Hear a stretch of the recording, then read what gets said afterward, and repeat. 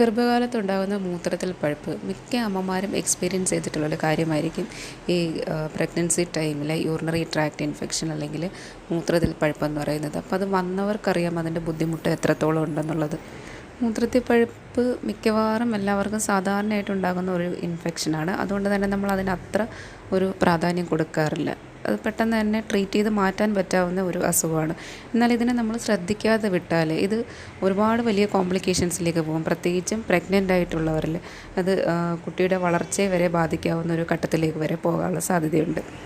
Pregnancy സമയത്തുണ്ടാകുന്ന മൂത്രത്തിൽ പഴുപ്പ്, അതിൻ്റെ കാരണങ്ങളും ലക്ഷണങ്ങളും, ചികിത്സ, കോംപ്ലിക്കേഷൻസ്, അതുപോലെ ഒഴിവാക്കാൻ വേണ്ടിയിട്ട് നമ്മൾ എന്തൊക്കെ കാര്യങ്ങൾ ശ്രദ്ധിക്കണം, ഇത്രയും കാര്യങ്ങളാണ് നമ്മൾ ഇന്നത്തെ വീഡിയോയിൽ നോക്കാൻ വേണ്ടി പോകുന്നത്.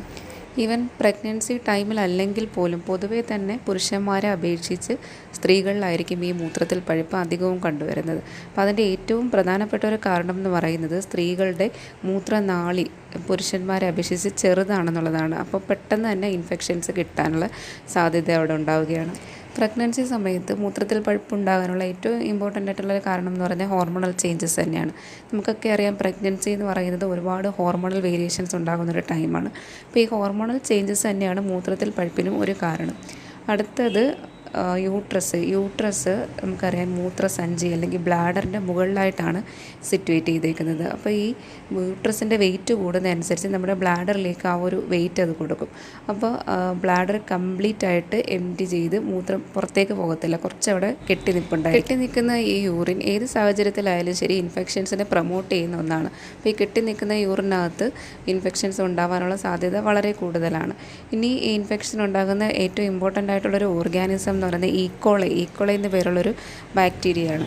അപ്പോൾ ഇത് നമുക്ക് മറ്റ് ഏതെങ്കിലും ഭാഗത്ത് ഈക്കോളൈ കാരണമുള്ള ഇൻഫെക്ഷൻ ഉണ്ടെങ്കിൽ, അതായത് മറ്റു ഭാഗം എന്ന് പറയുമ്പോൾ മൂത്രനാളിയുടെ അടുത്ത് വരുന്ന വജൈന, അതുപോലെ മലദ്വാരം, ഇവിടെ നിന്നൊക്കെ ഇൻഫെക്ഷൻസ് വേഗം മൂത്രനാളിയിലേക്ക് പകരും. അതുപോലെ ലൈംഗിക ബന്ധത്തിൽ ഏർപ്പെടുന്ന സമയത്ത് പാർട്ട്ണർക്ക് മൂത്രത്തിൽ പഴുപ്പുണ്ടെങ്കിലും അത് പകരാനുള്ള ചാൻസ് ഉണ്ട്. പ്രഗ്നൻസിയുടെ സമയത്ത് മറ്റ് അസുഖങ്ങളുള്ളവർ, അതായത് ഈ ഡയബറ്റീസ് പോലെ എന്തെങ്കിലും അസുഖങ്ങളൊക്കെ ഉള്ളവരുണ്ടെങ്കിൽ അവരും പ്രത്യേകം ഒന്ന് ശ്രദ്ധിച്ചിരിക്കണം. അതുപോലെ നേരത്തെ ഇടവിട്ട് യൂറിനറി ട്രാക്റ്റ് ഇൻഫെക്ഷൻ ഉണ്ടാകുന്നവരാണെങ്കിലും അവരും ഒരു മുൻകരുതലെടുത്തിരിക്കണം.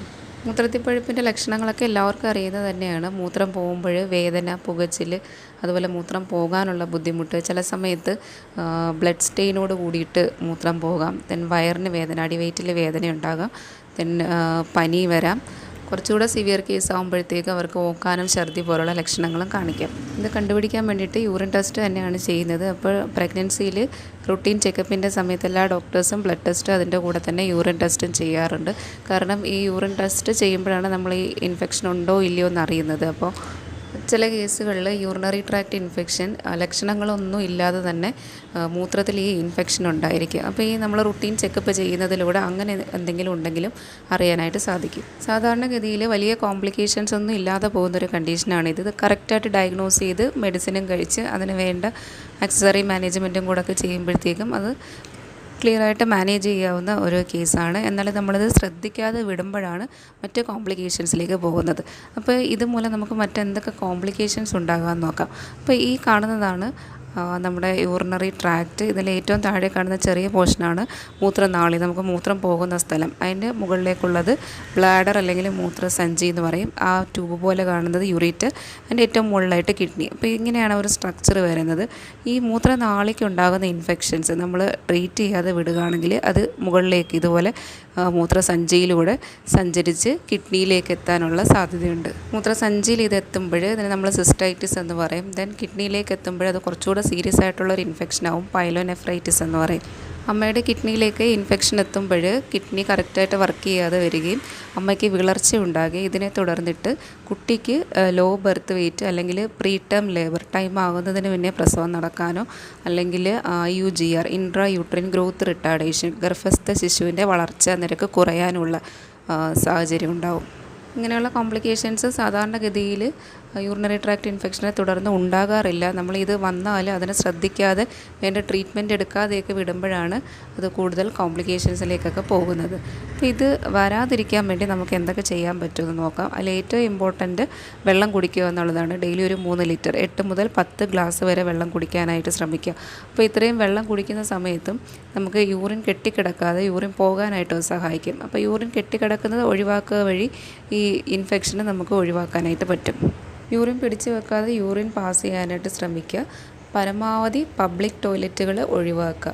ഇനി പബ്ലിക് ടോയ്ലറ്റ് ഉപയോഗിക്കേണ്ട ഒരു സാഹചര്യമാണെങ്കിൽ ഉപയോഗിച്ചതിന് ശേഷം നമ്മൾ ജെനിറ്റൽ ഏരിയ എല്ലാം വാഷ് ചെയ്യാനായിട്ട് ശ്രദ്ധിക്കുക. വാഷ് ചെയ്യുമ്പോഴും ശ്രദ്ധിക്കണം, നമ്മൾ ഫ്രണ്ടിൽ നിന്ന് ബാക്കിലേക്ക് വേണം വാഷ് ചെയ്യാനായിട്ട്. ഇല്ലെങ്കിൽ മറ്റ് ഇൻഫെക്ഷൻസ് ഉണ്ടെങ്കിൽ അത് ഈ മൂത്രനാളിയിലോട്ട് വരുന്നതിനും കാരണമാകും. അപ്പോൾ ഫ്രണ്ടിൽ നിന്ന് ബാക്കിലേക്ക് വേണം വാഷ് ചെയ്യാനായിട്ട്. കോട്ടൺ ഇന്നർ ഗാർമെൻറ്റ്സ് ഉപയോഗിക്കുക. അതുപോലെ ലൈംഗിക ബന്ധത്തിൽ ഏർപ്പെടുന്നുണ്ടെങ്കിൽ അതിന് ശേഷം യൂറിൻ പാസ് ചെയ്യാനായിട്ടും വാഷ് ചെയ്യാനായിട്ടും ശ്രദ്ധിക്കണം. പ്രഗ്നൻ്റ് ആയിട്ടുള്ളവർക്കും അതുപോലെ തന്നെ പ്രഗ്നൻസി പ്ലാൻ ചെയ്യുന്നവർക്കും വളരെ ഉപകാരപ്പെടുന്ന കുറച്ച് കാര്യങ്ങളാണ് നമ്മളിന്ന് പറഞ്ഞത്.